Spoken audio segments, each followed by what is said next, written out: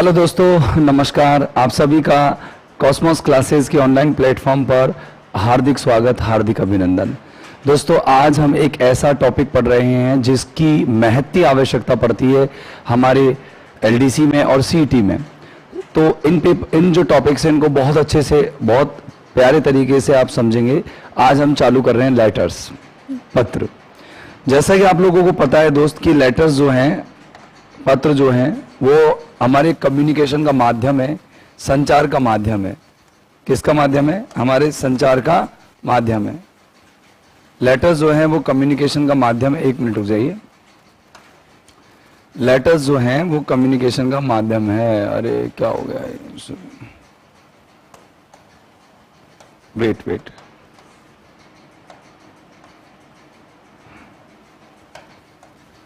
Letters जो है आपके कम्युनिकेशन का माध्यम है। पत्र जो है संचार का माध्यम है। जैसे अगर आपको किसी बात को किसी के पास पहुंचाना हो, अधिकारी है वो या फिर नॉन गवर्नमेंट है, तो आपको उसे अपनी बात को पहुंचाने का आज जो माध्यम है वो तो मोबाइल फोन है, लेकिन पहले जो माध्यम होता था वो पहले लेटर्स होता था।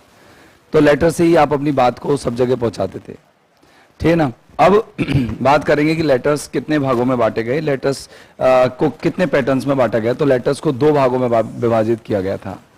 पहला जो भाग है वो हम बहुत बचपन से लिखा करते थे, आपको पता हो तो हम उनको कहते थे फॉर्मल लेटर्स।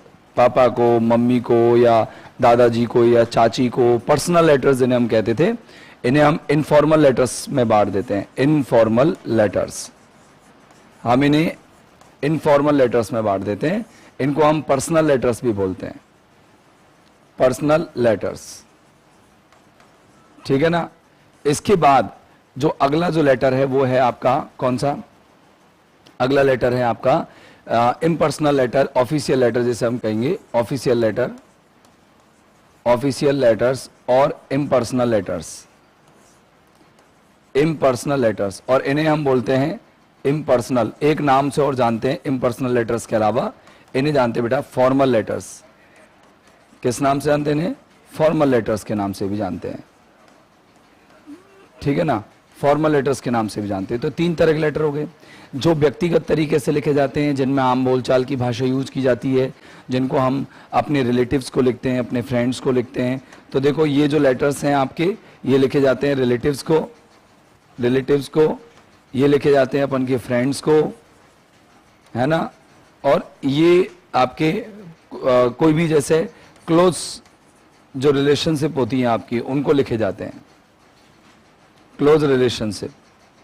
और ये जो आपके लेटर्स होते हैं ऑफिशियल वाले, ये जो लेटर्स हैं वो लिखे जाते हैं ऑफिसर्स को, गवर्नमेंट और नॉन गवर्नमेंट बॉडीज को, गवर्नमेंट GOVT, और नॉन गवर्नमेंट बॉडीज को। जैसे किसी MLA को भी लिखना है तो ये आपको लेटर लिखना पड़ेगा। किसी प्रशासनिक अधिकारी को लिखना है तो भी आपको ये लिखना पड़ेगा। वार्ड मेंबर को लिखना है तो लिखना पड़ेगा। सरपंच को लिखना है तो लिखना पड़ेगा। तो गवर्नमेंट और नॉन गवर्नमेंट बॉडीज को ये लिखा जाता है, ठीक है ना। ये लेटर आपको एक क्लासिफिकेशन हो गया, वर्गीकरण हो गया। इन दोनों का मिक्स फॉर्मेट में हम डेमी ऑफिशियल पढ़ेंगे। इन दोनों का मिक्स प्रारूप होता है क्योंकि उसके अंदर व्यक्तिगत टच भी होता है, ऑफिशियल टच भी होता है। उसको कहते हैं हम अर्ध सरकारी पत्र, डेमी ऑफिशियल लेटर। उनको हम इस ऑफिशियल लेटर को पढ़ने के बाद पढ़ेंगे। तो पहले हम ऑफिशियल लेटर शुरू करते हैं। अपने सिलेबस में ये वाले है ही नहीं, अपन को ये नहीं पढ़ने हैं, अपने सिलेबस में नहीं है, आउट ऑफ सिलेबस है। और ये हमारे सिलेबस में है तो हमको ये वाले लेटर्स अच्छे से पढ़ने हैं। अब मैं हेडिंग डालता हूँ ऑफिशियल लेटर्स, ठीक है। मैं सबसे पहले हेडिंग डालता हूँ ऑफिशियल लेटर्स। तो देखिए मैंने यहाँ पर बोर्ड पर हेडिंग डाल दी है ऑफिशियल लेटर्स। ये मैंने हेडिंग डाल दी ऑफिशियल लेटर्स। आपके जो ऑफिशियल लेटर्स होते हैं, आधिकारिक पत्र, इनको कहां कहां भेजा जाता है, कैसे कैसे भेजा जाता है। देखो ये ऑफिशियल लेटर्स होते हैं ना, उनको हम 4 नॉर्मल कैटेगरीज में बांट सकते हैं। तो एक तो हम जिनको भेजेंगे वो ऑफिशियल्स होंगे, ऑफिशियल्स, ठीक है ना। अधिकारियों को भेजेंगे, ठीक है ना, ऑफिशियल्स हुआ, ऑफिसर हुए। एक हम भेजते हैं न्यूज़पेपर के एडिटर को, संपादक को। एक हमारे बिजनेस लेटर्स होते हैं, इसके अंदर व्यापारिक वाणिज्यिक पत्र, बिजनेस लेटर भी आपके किस में आते हैं? ऑफिशियल लेटर के अंतर्गत आते हैं। एक आती है हमारी जॉब एप्लीकेशंस, वो भी आपकी किसके अंतर्गत आती है? जॉब एप्लीकेशंस आपकी आती है बेटा, जॉब एप्लीकेशंस आपकी आती है इसी प्रकार के लेटर्स के अंतर्गत, यानी ऑफिशियल लेटर के अंतर्गत। ऑफिशियल लेटर्स में हमेशा आप क्या करते हैं, ये 3-4 तरह के होते हैं। जैसे कुछ जो आप जनरल टर्म्स की बात कर सकते हैं, कुछ आप अर्जेंट बातें कर सकते हैं, किसी से कोई सीक्रेट बातें कर सकते हैं, आप अपने सीक्रेट मैसेज किसी को भेज सकते हैं, आप जनरल बातें भी कर सकते हैं। तो ये अलग अलग टाइप के होते हैं। कॉन्फिडेंशियल भी होते हैं, ये सुझावात्मक भी होते हैं। मतलब इसके अंदर इनका जो नेचर होता है, इनके अंदर डिमांड होती है, मांग, किसी भी चीज़ की मांग करनी हो तो इसके थ्रू करी जाती है। किसी को सुझाव देना है, सजेशन, तो इसके माध्यम से दिया जाता है सुझाव, डिमांड, ठीक है ना। कोई रिक्वायरमेंट होती है, मांग होती है, डिमांड रिक्वायरमेंट एक ही बात है, उसको भी अपन इसी के हिसाब से किया जाता है। और एक अगर किसी के खिलाफ अपन कंप्लेंट कर रहे हैं, COMPLAINT कंप्लेंट, तो कंप्लेंट कर रहे हैं तो भी हमें यही लेटर भेजने होते हैं।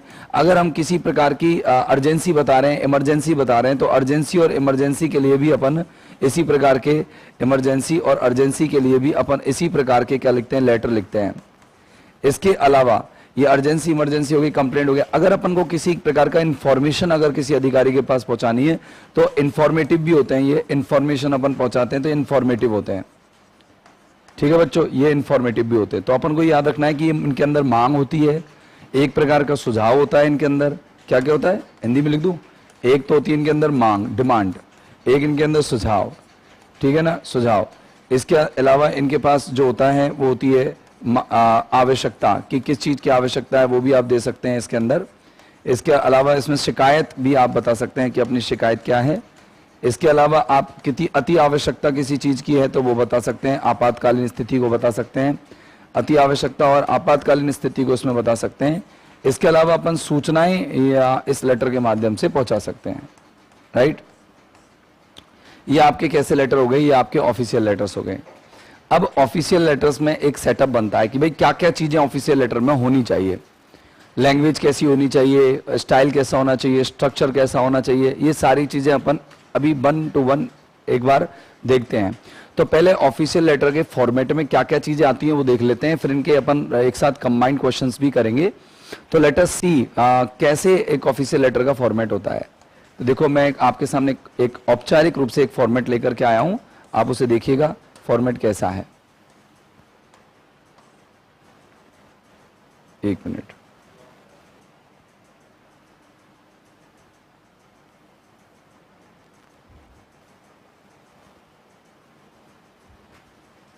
देखिए सबसे पहले इसके अंदर क्या यूज किया जाता है। सबसे पहले इसमें आता है सेंडर का एड्रेस। तो पहले अपने कॉपी में नोट कर लीजिए कि इसके अंदर क्या आने वाला है। तो मैं ऐसे करता हूं, मैं यहां पर लिख देता हूं कि सबसे पहले अपन का क्या क्या लिखना है। मैं एक नॉर्मल औपचारिक एक फॉर्मेट बना के देता हूं आप लोगों को, फिर अपन उसके बाद में विस्तार से इसको पढ़ेंगे। तो देखिए इसका जो फॉर्मेट होता है इसके अंदर क्या क्या चीजें होती हैं। आपसे ये भी पूछ सकता है कि ऑफिशियल लेटर में कौन कौन सी चीजें इन्वॉल्व होती है, कौन कौन सी नहीं होती है।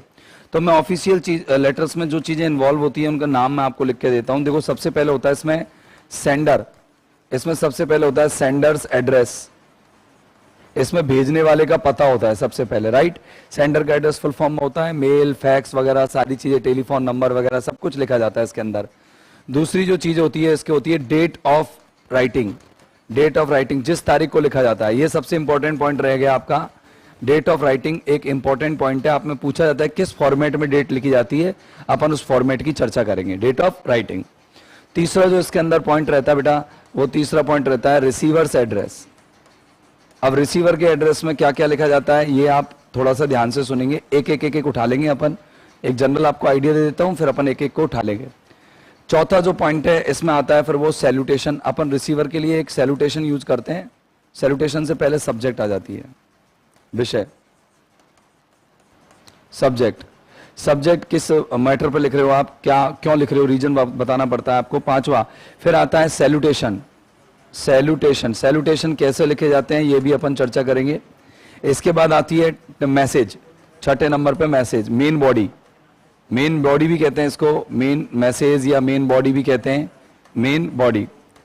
अब मेन बॉडी के अंदर क्या क्या होता है वो भी अपन चर्चा करेंगे कि मेन बॉडी कैसे लिखी जाती है, इसमें होता क्या है, ठीक है ना। अगली चीज 7वें नंबर पर अपन इसके अंदर ले लेते हैं वो है क्लोजिंग। इसकी क्लोजिंग कैसे करनी होती है। और एक ले लेते हैं 8वें नंबर पर सब्सक्रिप्शन एंड सिग्नेचर। ये ले लिया सब्सक्रिप्शन, और लास्ट में ले लिया अपन ने 9वें नंबर का सिग्नेचर, SIGNATURE। और सिग्नेचर 10वें नंबर पर अपन ले लेते हैं सेंडर्स डेजिग्नेशन वगैरह आप दे सकते हो, सेंडर्स डिटेल, सेंडर्स डेजिग्नेशन। अब ये कैसे लिखते हैं अपन एक बार इसको फॉर्मेट देख लें फिर अपन लिखना शुरू करें, क्या नहीं? फॉर्मेट तो देख ही लें। तो now let us move to the format. ये 10 पॉइंट्स आपको याद रखने हैं, सेंडर का एड्रेस, फिर डेट ऑफ राइटिंग, फिर रिसीवर का address, subject, salutation, message, main body, इसके अलावा क्लोजिंग, सब्सक्रिप्शन और सिग्नेचर, और फिर सेंडर का डेजिग्नेशन। चलो लेट अस सी कि किस तरीके से इसको लिखा जाता है, फ्रेम कैसे किया जाता है। देखिए सेंडर का एड्रेस, सबसे पहले हमने सेंडर का एड्रेस बोला था वो लिखा, फिर ईमेल लिखा, फिर टेलीफोन। अब सेंडर के एड्रेस में सारी चीजें आ जाती है, इन्वॉल्व हो जाती है। फिर आपसे पूछेगा डेट आपको लिखनी है, तो दूसरे नंबर पे डेट आती है, याद रखना।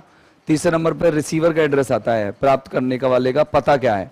अब रिसीवर के एड्रेस में रेफरेंस नंबर भी आता है कि भाई अगर आपके पास दिया हुआ हो तो रेफरेंस नंबर, नहीं है तो कोई दिक्कत नहीं, ये आएगा कहाँ? रिसीवर के एड्रेस में इंक्लूड होकर के। ये सैल्यूटेशन होता है, इसको सैल्यूटेशन कहते हैं। क्या कहते हैं इसके बच्चे? सैल्यूटेशन कहते हैं, है ना। इसको क्या कहते हैं अपन? इसको कहते हैं सैल्यूटेशन। और इसमें जो रेफरेंस नंबर है वो हट गया, इसमें सैल्यूटेशन से ऊपर जो है वो सब्जेक्ट है, इसमें सब्जेक्ट अपन का रहा नहीं है, इसमें सब्जेक्ट ऊपर आएगा। फिर अब यहां पर अपन देख लेते हैं कि इसका जो फॉर्मेट है लेटर का किस तरीके का होता है। देखो ये अपन को क्या करना होता है, मेन चीजें याद रखना इसकी, कि ये अप्रोप्रिएट हो सकता है कि हम एक रेफरेंस लाइन से शुरू करें। रेफरेंस लाइन मतलब कि with due respect I beg to state that, आप यूं भी कहते हो कि through this letter I want to state that, तो मतलब पहले आप पर्पज इंट्रोड्यूस कराएं। देखो इसके अंदर एक ये है कि इसके अंदर कॉन्ट्रैक्टेड फॉर्म्स यूज ना करें, मतलब इनके अंदर एब्रीविएशंस यूज नहीं करने होते हैं। ये लिमिटेशन है कि आप इनके अंदर शॉर्ट यूज नहीं कर सकते, जैसे कई लोग कर देते हैं कि बिटवीन को ऐसे लिख देते हैं, बिकॉज को ऐसे लिख देते हैं, ठीक है ना, ऐसे लिख देते हैं, वर्सेस को ये लिख देते हैं, वर्सेस, ठीक है ना। इस तरह से ये शॉर्ट फॉर्म्स हमको इसके अंदर यूज नहीं करने हैं, कॉन्ट्रैक्टेड फॉर्म्स हमको इनके अंदर यूज नहीं करने हैं, ये सारे फुल फॉर्म में लिखने हैं। फॉर्मल स्टैंडर्ड इंग्लिश होगी, कोई स्लैंग वर्ड नहीं होगा, कोई ग्रीटिंग्स नहीं, कोई अभिवादन नहीं, किसी प्रकार का स्लैंग वर्ड यूज नहीं करें, ठीक है ना, आम बोलचाल की भाषा यूज नहीं करें। कीप सेंटेंसेस प्रिसाइज, सेंटेंस बिल्कुल सटीक होने चाहिए, प्रिसाइज होने चाहिए। प्रिसाइज होता है एग्जैक्ट, सटीक, सेंटेंसेस बिल्कुल सटीक होने चाहिए मैसेज के अंदर। And get straight to the point, और ऐसे नहीं अनर्गल बातें कर रहे हो, और वेदर तो आज अच्छा है, तुम्हारे यहाँ कैसा है, तुम्हारे हालचाल तो बढ़िया होंगे, मम्मी ने कैरी का अचार बनाया कि नहीं बनाया, थोड़ा सा बनाया हो तो मेरे को भेज देना, ऐसे नहीं होगा इसके अंदर। ये क्या है, सीधी पॉइंट टू पॉइंट बात होगी, डायरेक्ट टू द पॉइंट बात होगी, स्ट्रेट टू द पॉइंट बात होगी।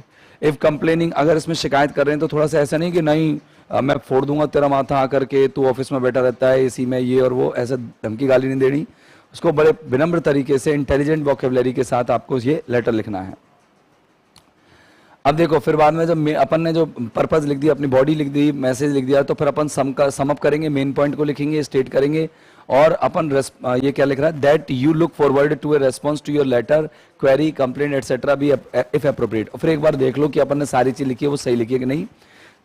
Thanks you in advance for taking time to respond to me to my letter, ये आप लिख देंगे, है ना।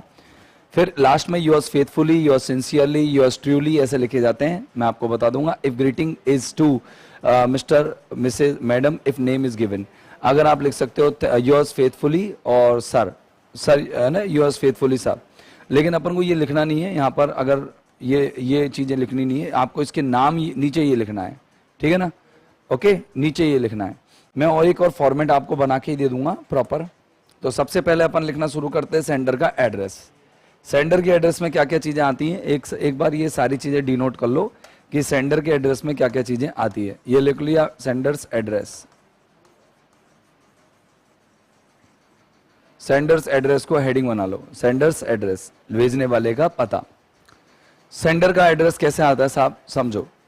सेंडर का एड्रेस पहली बात तो बिगिनिंग में आता है, सबसे लेटर की जो शुरुआत होती है वो इसी से होती है। एक चीज तो ये ध्यान रखनी है, बिगिनिंग में होती है, टॉप में आता है, और इसको चाहो तुम राइट में लिख दो। आजकल तो लेफ्ट में लिखने का बन रहा है, लेफ्ट में लिखा जाता है, राइट में नहीं, लेफ्ट कॉर्नर, और इसको टॉप लेफ्ट कॉर्नर कहते हैं, टॉप लेफ्ट कॉर्नर में लिखा जाता है।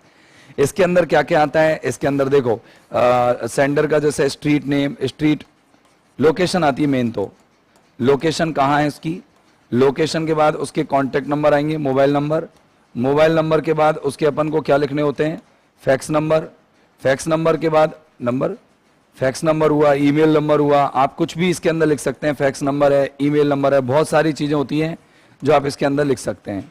ईमेल आईडी है, ईमेल नंबर नहीं होता है, ईमेल आईडी होता है। ये आपको सेंडर के एड्रेस में लिखना होता है, राइट। क्लियर हो गया माइंड कि बिगिनिंग में आएगा, टॉप में आएगा, लेफ्ट कॉर्नर में आएगा, location, mobile number, fax number, email ID वगैरह वगैरह सारी चीजें अपन को सेंडर के बारे में लिखनी है। अगली चीज अगर हम बात करें, अगली चीज क्या होगी, सेंडर के एड्रेस के बाद आती है डेट। क्या आती है बच्चों? डेट। तो मैं यहाँ डेट का हेडिंग डाल रहा हूँ। डेट कैसे लिखते हैं? डेट के कुछ पैटर्न्स होंगे बेटा, पैटर्न्स देख लेना।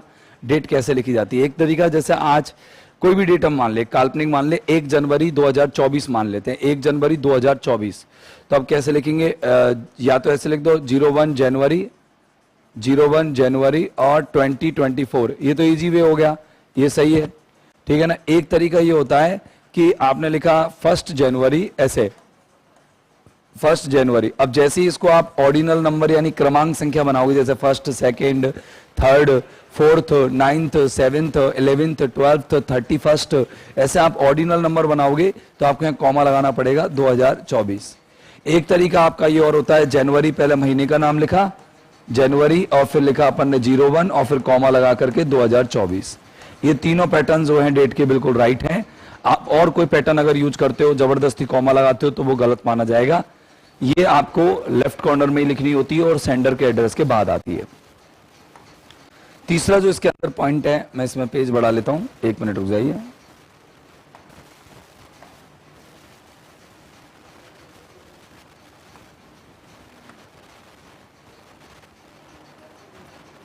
ठीक है, अब चलते हैं अपन।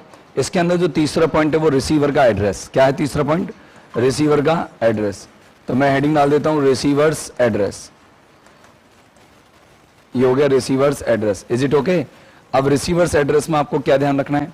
इसमें आपको सबसे पहले तो लिखना होता है रिसीवर का पोस्ट, कि रिसीवर की पोस्ट कौन सी है, किस डेजिग्नेशन पे है। दा प्लस पोस्ट लिख दिया, दा प्लस पोस्ट, रिसीवर की पोस्ट आ गई। फिर उसका डिपार्टमेंट, कि किस डिपार्टमेंट में है, और फिर उसका लोकेशन और रेफरेंस नंबर। डिपार्टमेंट, लोकेशन, कौन सी लोकेशन पे डिपार्टमेंट है, और अगर रेफरेंस नंबर अवेलेबल हो तो आप रेफरेंस नंबर भी यहां पर लिख सकते हैं। Is it okay? ये हो गया आपका सेंडर का, रिसीवर का एड्रेस।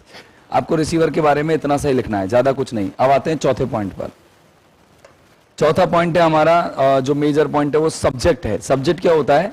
जो चौथा पॉइंट है अपना सब्जेक्ट है। सब्जेक्ट में क्या होता है? सब्जेक्ट बेटा अपन का जो लिखने का पर्पज है ना, why we are writing the letter, तो पर्पज लिखना होता है इसके अंदर। Purpose of writing the letter, purpose of writing the letter. हम की लेटर लिख क्यों रहे हैं? राइटिंग द लेटर, हम पत्र को लिख क्यों रहे हैं, उसका उद्देश्य इसके अंदर आता है, क्यों लिख रहे हैं, why we are writing the letter. ये बिल्कुल सिलेक्टेड और पिन पॉइंटेड होता है, बिल्कुल selected, pinpointed, straightforward होता है, सिलेक्टेड मैटर होता है। नो कंप्लीट सेंटेंस, इसके अंदर कोई कंप्लीट सेंटेंस नहीं होता, शॉर्ट सेंटेंस होता है। कंप्लीट सेंटेंस इसके अंदर नहीं होना चाहिए, ठीक है ना। और एक क्या होता है? स्ट्रेट फॉरवर्ड पर्पज होता है, स्ट्रेट फॉरवर्ड,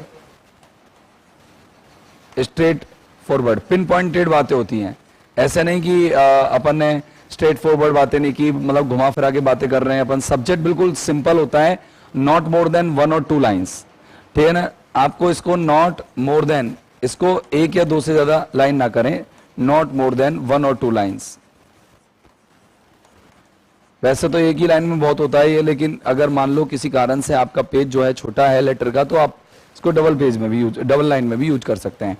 लेकिन ये सेंटेंस नहीं है प्रॉपर, इसमें वर्ड्स के यूजेस होते हैं। अगला जो पॉइंट है इसके अंदर, जो आप सब्जेक्ट लिख लिए, उसके बाद है सल्यूटेशन। क्या है? सल्यूटेशन है। तो मैं उस सल्यूटेशन को भी हेडिंग में डाल देता हूं, SALUTATION, सल्यूटेशन।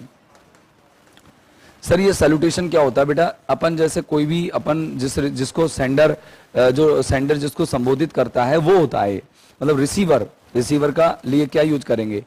आप यूज करते हैं डियर प्लस मिस्टर, है ना। मिस्टर तो यूज करते नहीं है, डियर सर, ज्यादातर तो करते ही डियर सर या मैडम, डियर सर या मैडम, आपको यही यूज करना होता है। और अगर आपको थोड़े से आपको लगता है नाम नहीं पता आपको, या फिर आपको पता नहीं है कि सर है, मतलब थोड़ा सा आप अलग तरीके से भी लिखना चाहें तो उसको ज्यादा से ज्यादा सर या मैडम करके लिख सकते हैं, सर या मैडम। और इसमें ज्यादा नहीं लिखे जाते हैं, अगर नाम वाम लिखने होते हैं तो वो डेमी ऑफिशियल में लिखने होते हैं, ठीक है ना, इसमें नहीं लिखा जाता नाम, है ना।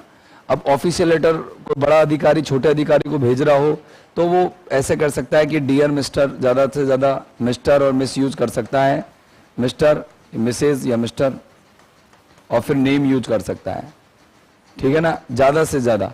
तो मेनली तो आपको पूछा जाए कि सैल्यूटेशन क्या होगा, तो सर और मैडम या डियर सर और डियर मैडम का ही होगा, ये आपको याद करना है। सैल्यूटेशन के बाद आता है अपन का टेक्स्ट मैसेज। सर आवाज आ रही है? सैल्यूटेशन के बाद आता है अपन का टेक्स्ट मैसेज, यानी कि अपनी मैसेज बॉडी। देखो मैसेज को ये याद रखना है अपन को कि 3-4 पार्ट्स में बांट के रखो। सबसे पहले पार्ट कि यहां पर सबसे पहले तो अपन को पर्पस दिखाना होता है। आप पर्पस दिखाएंगे, उद्देश्य कि आपने लेटर क्यों लिखा है, आप इसमें उद्देश्य दिखाएंगे कि आपने लेटर क्यों लिखा है। Got it? सबसे पहले आप क्या दिखाएंगे? उद्देश्य, कि आपने लेटर को क्यों लिखा है, why are you writing this letter. Purpose बिल्कुल पिन पॉइंटेड होना चाहिए, सिलेक्टेड होना चाहिए, कम वर्ड्स में होना चाहिए। ये पिन पॉइंटेड हो गया, राइट, ये पिन पॉइंटेड लेटर आपका मैटर हो गया। पिन पॉइंटेड में आपको इसके बाद में डिटेल देनी है, आपको डिटेल दोगे मैटर की, ये डिटेल दे दिया, ठीक है ना, डिटेल यानी विवरण। और विवरण के बाद आप लोगों को लास्ट में आपका जो कंक्लूजन देना होता है, निष्कर्ष देना होता है, कंक्लूजन में, निष्कर्ष में आप क्या करते हैं, एक बार इस चीज को, निष्कर्ष में क्या क्या करते हैं, निष्कर्ष में बेटा जो हमने मैटर लिखा उसको रिमाइंड करा लेते हैं हम। अगर अपन को कोई रिक्वेस्ट करनी होती है तो रिक्वेस्ट कर लेते हैं हम, अगर हमको कोई सुझाव देना होता है तो सजेस्ट कर लेते हैं हम, ठीक है ना, अगर हमने कोई शिकायत की है तो उसको फिर से कंप्लेंट करते हैं हम। इसके बाद अगर किसी प्रकार की इंफॉर्मेशन देनी होती है तो रिपीट कर देते हैं उसको, है ना, डिमांड कर लेते हैं हम यहाँ पर। तो ये हमारा क्या होता है, पर्पस, कंक्लूजन होता है।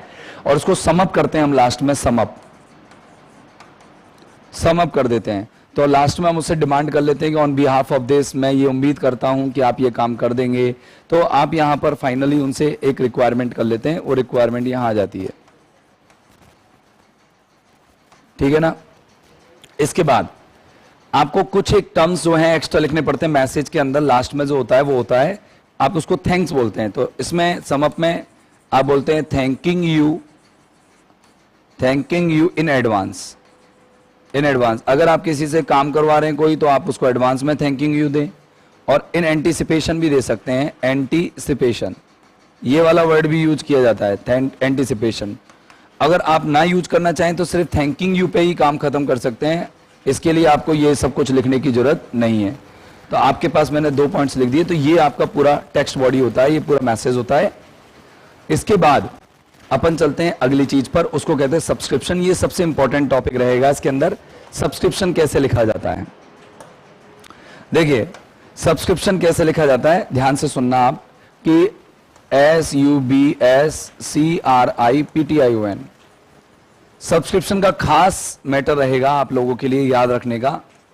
सब्सक्रिप्शन ये आपको विशेष तौर से ध्यान देना बेटा, ये एग्जाम में खूब आया हुआ है। सब्सक्रिप्शन कैसे आता है आपको याद भी आ जाएगा, जैसे ही मैं बताऊंगा कि एग्जाम में आपको पता है योर्स ऐसे पूछते हैं, योर्स क्या आएगा। तो देखो योर्स में बाय कैपिटल आता है और फिर एस आता है।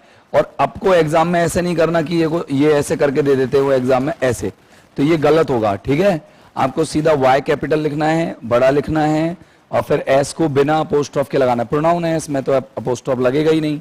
और फिर यहां पर आएगा फेथफुली, FAITHFULLY स्मॉल में ही आएगा फेथफुली।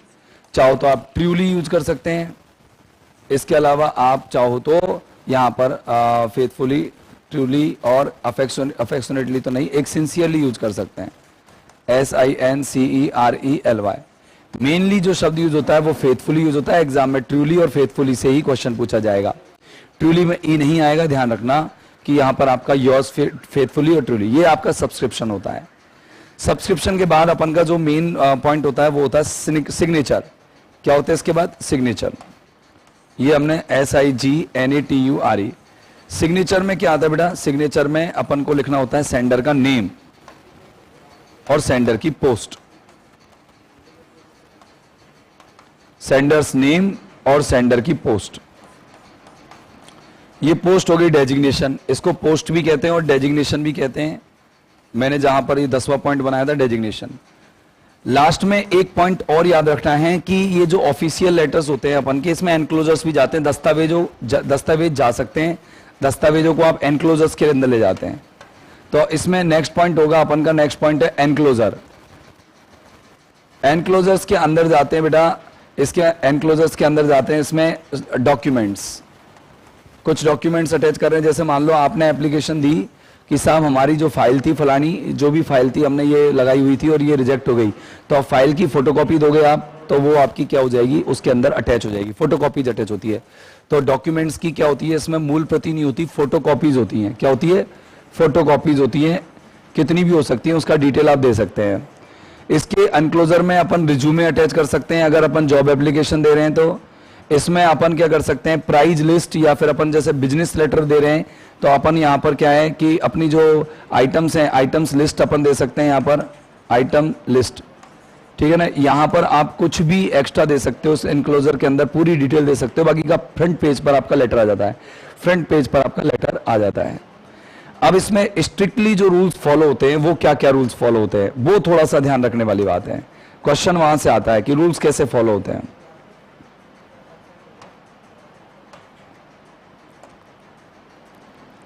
कि लेटर्स के अंदर अगर आपसे कोई पूछे कि रूल्स क्या फॉलो होते हैं, तो मैं आपको रूल्स बता देता हूं कि रूल्स इसमें कौन से फॉलो किए जाते हैं, ठीक है ना। तो पहला जो रूल है इसके अंदर वो ये है कि इसका जो टोन है, वो टोन कैसा होना चाहिए। पहले तो टोन की बात करो कि इसका टोन पर्सनल, इम्पर्सनल दोनों में, या औपचारिक या अनौपचारिक। पर्सनल इम्पर्सनल की बात करो तो इसमें इम्पर्सनल टोन होती है, पर्सनल टोन नहीं होती है, ये अवैयक्तिक होता है। इसके अंदर इसको फॉर्मल बोलते हैं, इसीलिए इसको ऑफिशियल लैंग्वेज यूज होती है, इसके अंदर स्लैंग वर्ड यूज नहीं होते। इसको अपन ऐसे कह सकते हैं कि ये जो लैंग्वेज है वो इसके अंदर इम्पर्सनल लैंग्वेज यूज की जाती है और फॉर्मल लैंग्वेज यूज की जाती है, ऑफिशियल लैंग्वेज यूज की जाती है। दूसरी बात, इसके अंदर जो पर्सन है वो कौन कौन से यूज किए जाते हैं, इसको थर्ड पर्सन में लिखा जाता है, थर्ड पर्सन में। और पार्शियली इसका यूज, अगर आपसे कोई पूछे कि पार्शियली यूज फर्स्ट पर्सन का होता है कि नहीं होता, तो पार्शियली मानी होता है आंशिक रूप से, कभी कभार आंशिक रूप से इसके अंदर फर्स्ट पर्सन का यूज होता है, आंशिक रूप से। सर ये फर्स्ट पर्सन क्या होते हैं, आंशिक रूप से पार्शियली फर्स्ट पर्सन प्रोनाउंस। ये पर्सन क्या है, ये है प्रोनाउंस बेटा।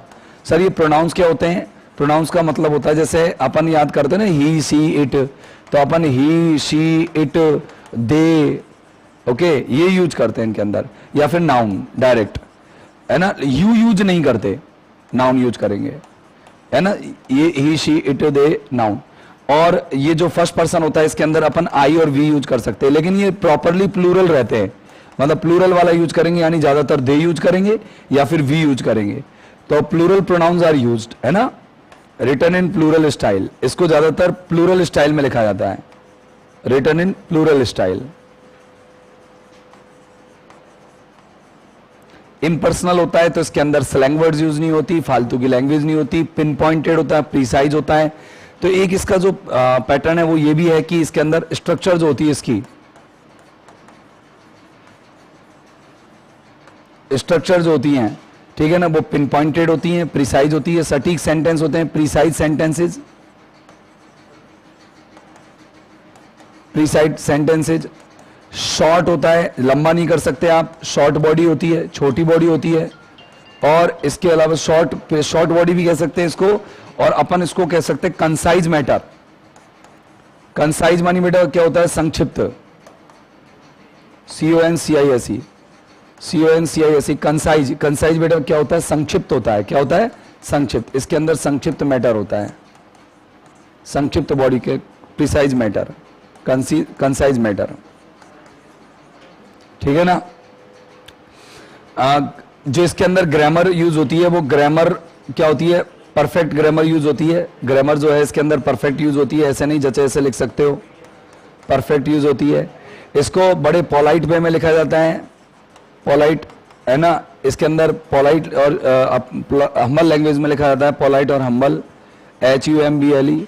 इसके अंदर strict language, no strict language, strict language, है ना। इसके अंदर नो पर्सनल कॉन्वर्सेशन, इसके अंदर किसी प्रकार का व्यक्तिगत वार्तालाप नहीं होता, पर्सनल कॉन्वर्सेशन, और इसका जो पर्पज होता है ना बेटा, वो भी ऑफिशियल पर्पज होता है, अपन इसको पर्सनल पर्पज में नहीं लिख सकते इसको, तो ये ओनली फॉर ऑफिशियल पर्पज।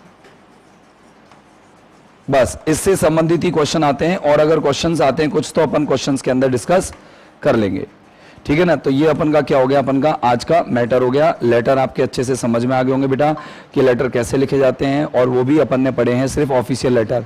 अगली क्लास डेमी ऑफिशियल लेटर की होगी, डेमी ऑफिशियल के लेटर कैसे लिखे जाते हैं, फिर अपन के और भी टॉपिक्स हैं उनको अपन 1 by 1 पढ़ लेंगे। तो आज के लिए इतना ही बेटा, thank you very much, have a nice time, good day, goodbye, bye bye.